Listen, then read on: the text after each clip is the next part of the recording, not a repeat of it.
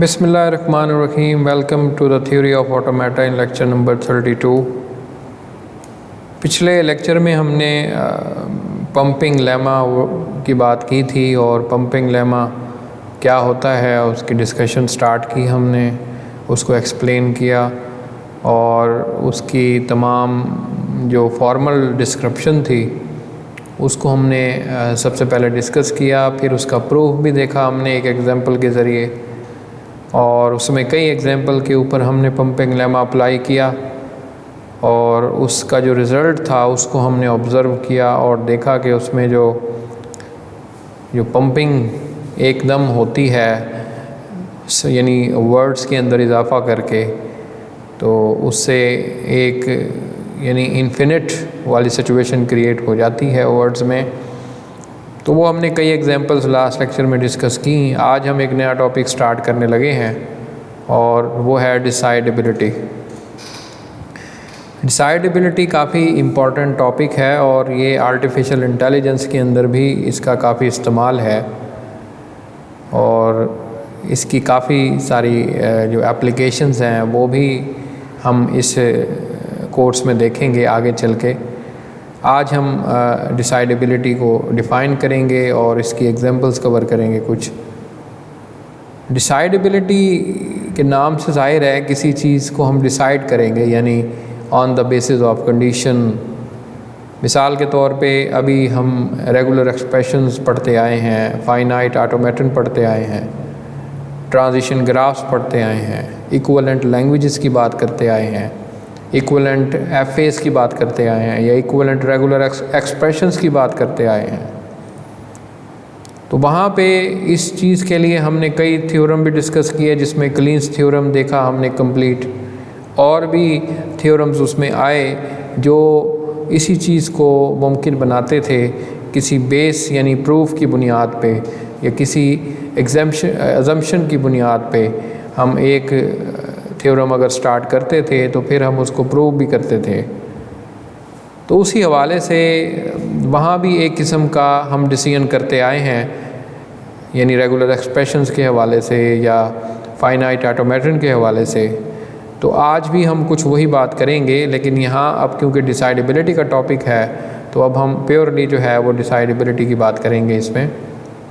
A problem is said to be effectively solvable if there exists an algorithm that provides the solution in finite number of steps. For example, finding the solution of quadratic equation is effectively solvable problem because the quadratic equation formula provides an algorithm that determine the solution in a finite number of arithmetic operations. वो कौन से arithmetic operations हैं? 4 multiplication, 2 subtraction, 1 square root and 1 division. अगर आप quadratic equation का जो formula है उसको देखें, आपको पता है कि -b plus -b square -4ac under root and over 2a वाला जो फार्मूला है आपने मैथ में पढ़ा होगा।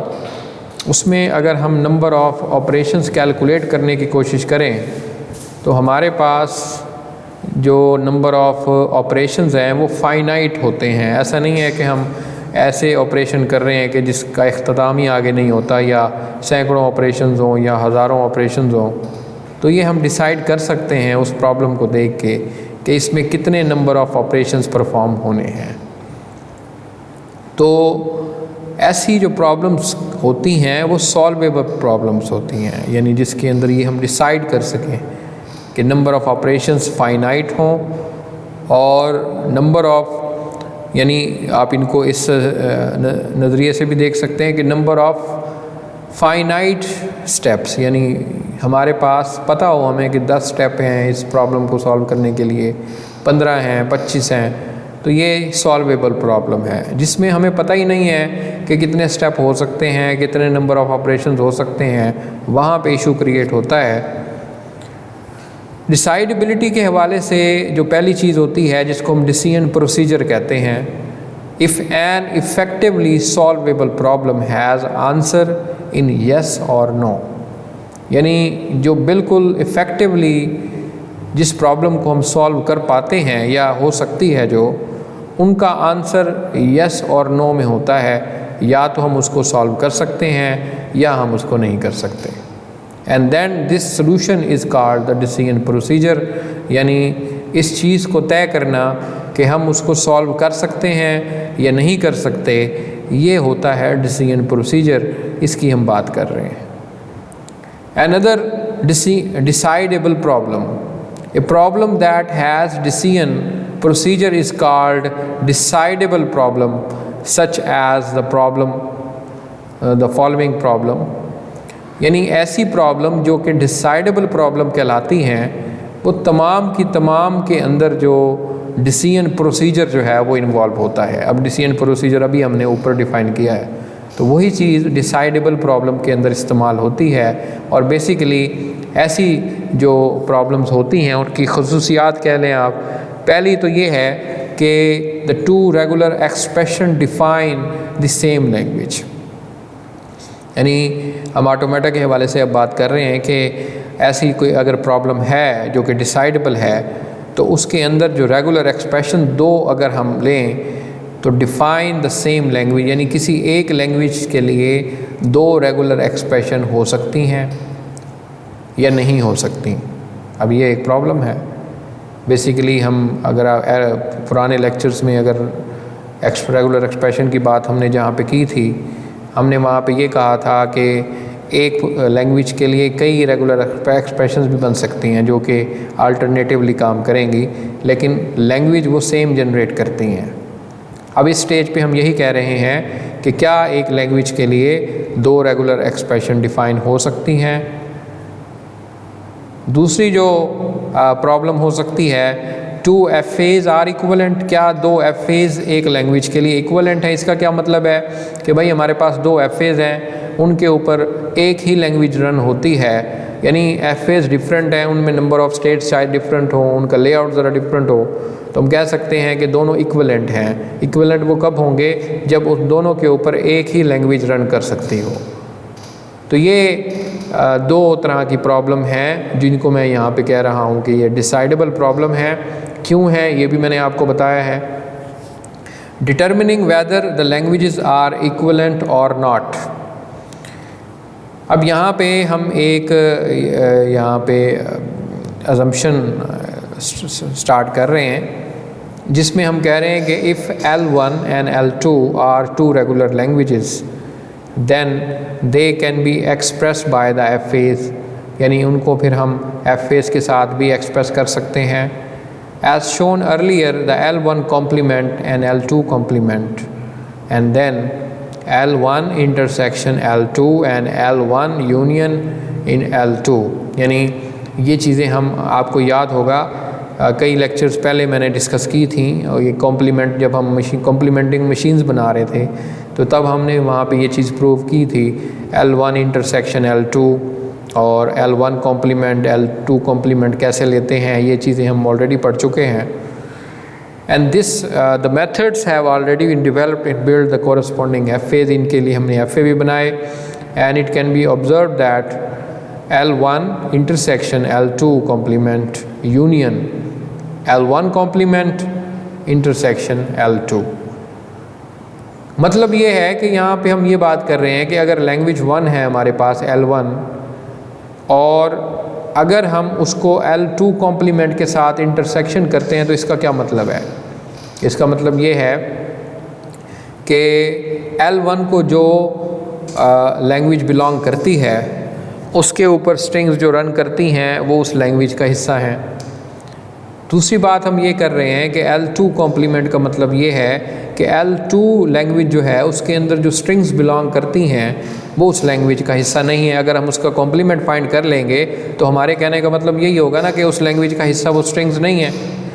जब आप इन दोनों का इंटरसेक्शन करेंगे, यानी L1 का जो कि L2 का है, तो इसका मतलब ये होगा कि L1 के अंदर जो स्ट्रिंग एग्जिस्ट करती हैं वो बेसिकली L2 के अंदर एग्जिस्ट नहीं करती। अब इन दोनों का आप इंटरसेक्शन लें, इसी को मैंने आगे इन्वर्स कर दिया यहाँ पे। अब मैं L1 का कॉम्प्लीमेंट फाइंड कर रहा हूँ, इंटरसेक्शन L2 के साथ मैं इसको कर रहा हूँ। अब इसमें वही बात आ जाएगी कि L1 का अगर मैं कॉम्प्लीमेंट लूँगा तो इसमें क्या मतलब होगा कि L1 को जो लैंग्वेजेस यानी जो स्ट्रिंग्स बिलोंग नहीं करती वो इसमें आ जाएंगी, और इसको मैं L2 के साथ अगर इंटरसेक्शन करूँगा और फाइनली इन दोनों का आपस में यूनियन लूँगा तो इसका मतलब क्या होगा कि यानी कोई भी स्ट्रिंग ना तो वो L1 को बिलोंग करती है ना वो L2 को बिलोंग करती है। And that is the regular language that accept the words which are in L1 but not L2 or else in L2 but not in L1. The corresponding FA cannot accept any word which is it both L1 and L2। यानी इस सारी जो expression का मतलब final अगर solution है वो ये होगा कि कोई भी स्ट्रिंग अगर L1 को जो बिलोंग करती होगी वो L2 से बिलोंग नहीं करेगी, यानी कोई भी स्ट्रिंग अगर वो L1 से बिलोंग नहीं करती वो L2 से भी नहीं करेगी। तो इसका मतलब ये होगा कि L1 and L2 are equivalent, यानी दोनों बराबर हैं। क्योंकि इसमें ना तो जो स्ट्रिंग हम मतलब पहले इसमें एक्सेप्ट हो रही थी अब वो एक्सेप्ट नहीं होंगी। Finally then this FA accept not even the null string, even के इसमें नल स्ट्रिंग भी एक्सेप्ट नहीं होगी। Following are methods that determine whether a given FA accept any word। अब हम आगे वो मेथड स्टडी करने जा रहे हैं जिसकी मदद से हम ये तय करेंगे कि FA जो है वो किसी वर्ड को एक्सेप्ट करता है या नहीं करता। अब इसके लिए वही बात दोबारा कि L1 intersection L2 complement and union यहाँ पे L1 complement intersection L2। The regular expression can be determined that define the language accepted by this FA. From that regular expression, one can determine whether this regular expression define any word or not। तो दो step हम यहाँ पे अब ये एक method पहला method हम स्टार्ट करने लगे हैं, इसको आपने अच्छे तरीके से ज़हन-नशीन कर लेना है ताकि कोई भी पेपर में या आपको एग्जांपल दी जाए तो फिर उस पे ये मेथड आप अप्लाई कर सकें। तो इस मेथड का जो पहला स्टेप है कि जो आपको रेगुलर एक्सप्रेशन दी जाएगी उसके तमाम स्टार रिमूव कर दें आप, यानी स्टेरिक यानी जो क्लीन स्टार क्लोजर होता है उसको आप रिमूव कर दें सारे के सारे। दूसरा स्टेप ये है कि आपने प्लस देखना है, यानी प्लस ऑपरेटर रेगुलर एक्सप्रेशन में, और उसकी राइट साइड को आप सेपरेट कर देंगे लेफ़्ट साइड से अलग कर देंगे। यानी हमारे पास अगर प्लस आ रहा है तो अब जाहिर है उसकी लेफ़्ट साइड पे भी कुछ होगा राइट साइड पे भी कुछ होगा, तो हमने क्या करना है राइट साइड वाला पार्ट अलग कर लेना है लेफ़्ट साइड वाले से, और वही हम आगे यूज़ करेंगे।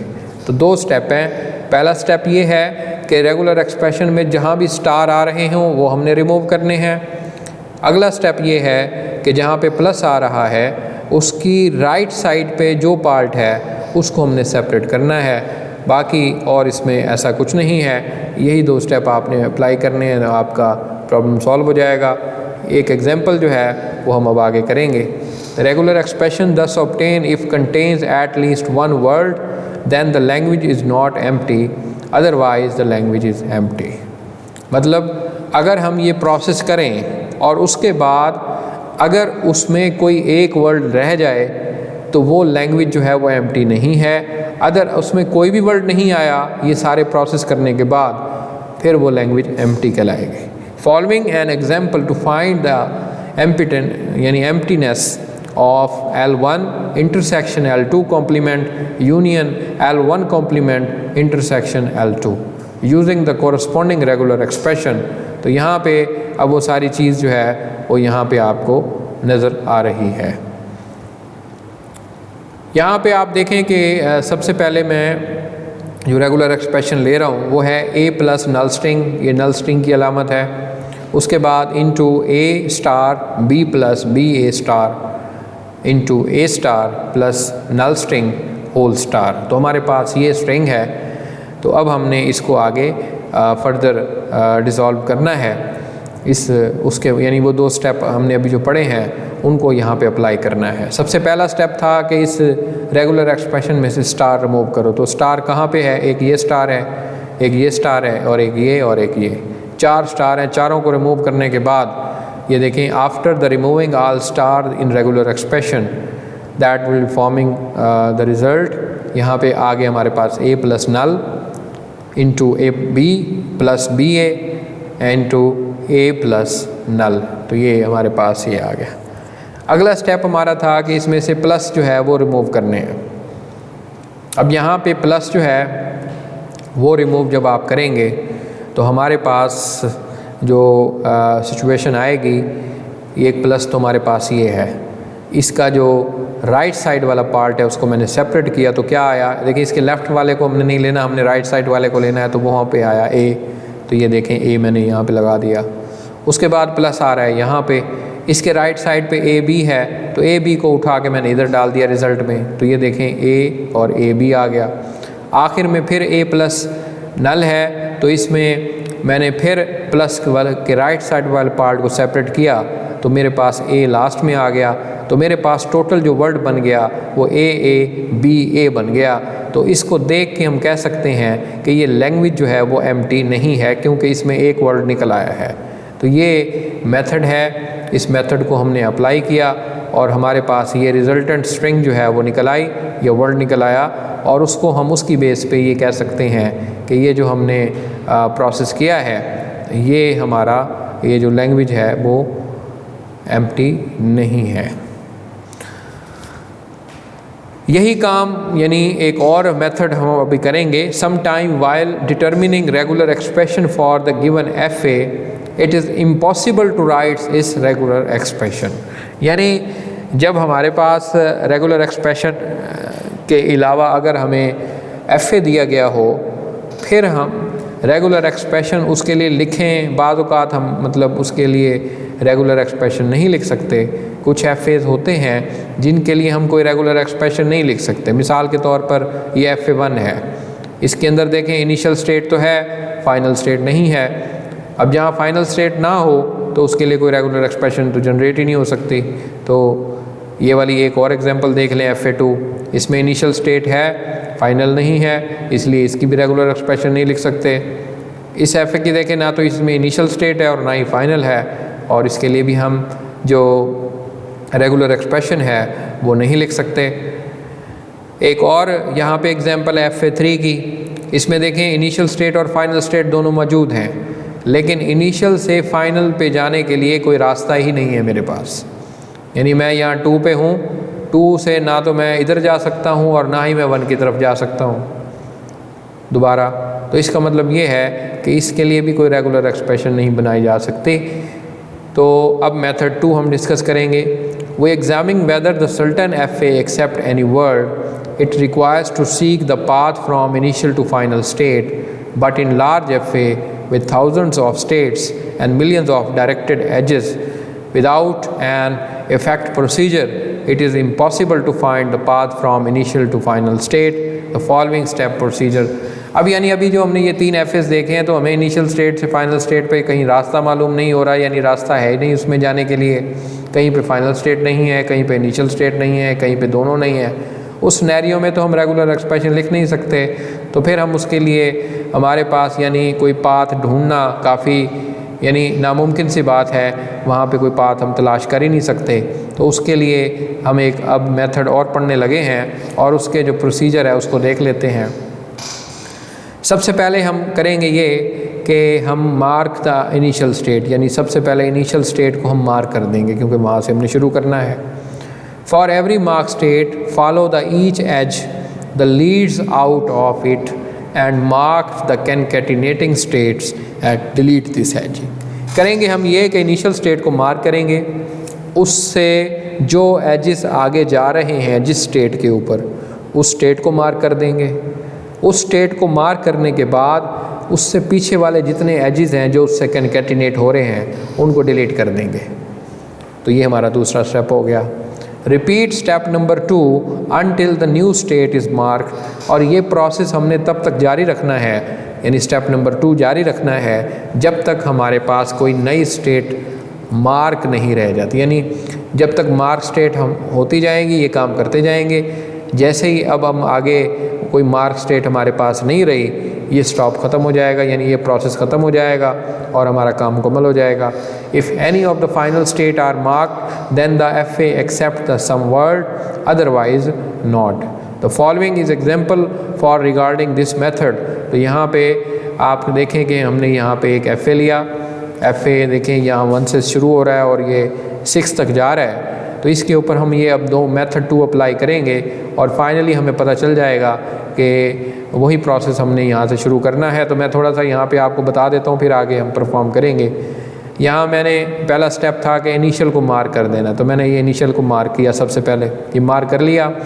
उसके बाद मैंने स्टेप नंबर 2 अप्लाई करना है। स्टेप नंबर 2 में क्या था कि इसके जो कॉरस्पॉन्डिंग स्टेट्स हैं जो इसके साथ कनेक्ट हैं वो कौन सी हैं।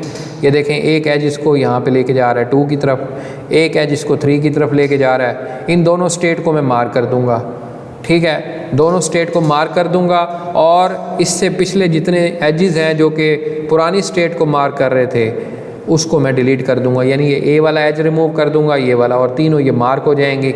और फिर मैं आगे 2 से शुरू हो जाऊंगा, फिर 3 से एंड सो फोर्थ, ये सिलसिला चलता चला जाएगा।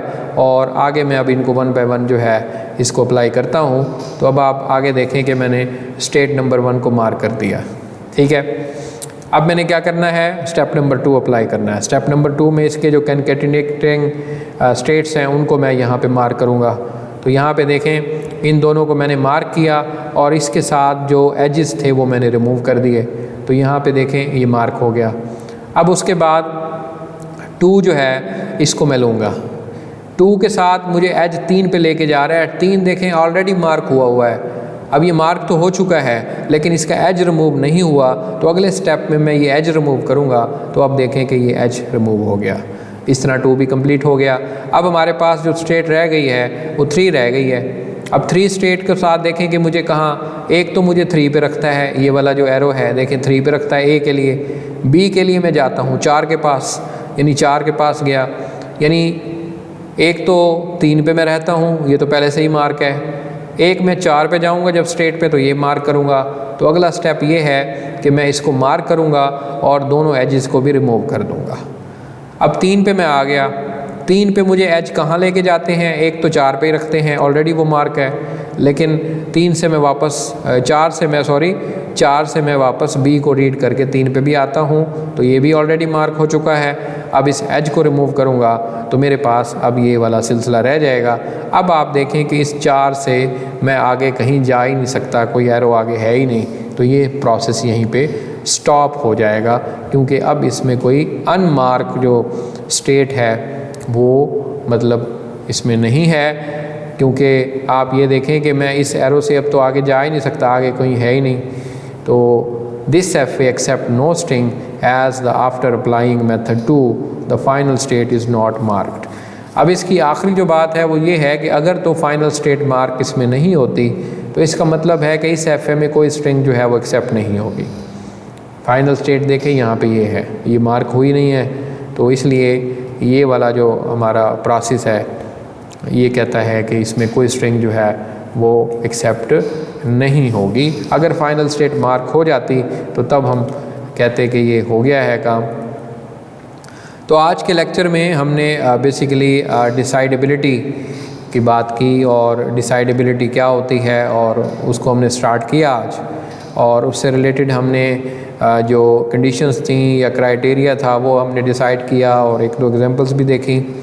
बाद में हमने कहा कि कुछ FAs होते हैं या कुछ रेगुलर एक्सप्रेशंस है डिसाइडेबल बनाने के लिए कि कुछ वो एक्सेप्ट करती हैं, स्ट्रिंग्स नहीं करती, तो हमने वो रेगुलर एक्सप्रेशन का एक मेथड पढ़ा।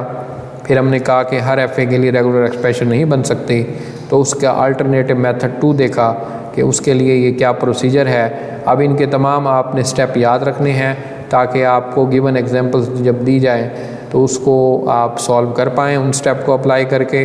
तो आज का लेक्चर मैं यहीं पे ख़त्म करता हूँ। अगले लेक्चर तक के लिए खुदा हाफिज़।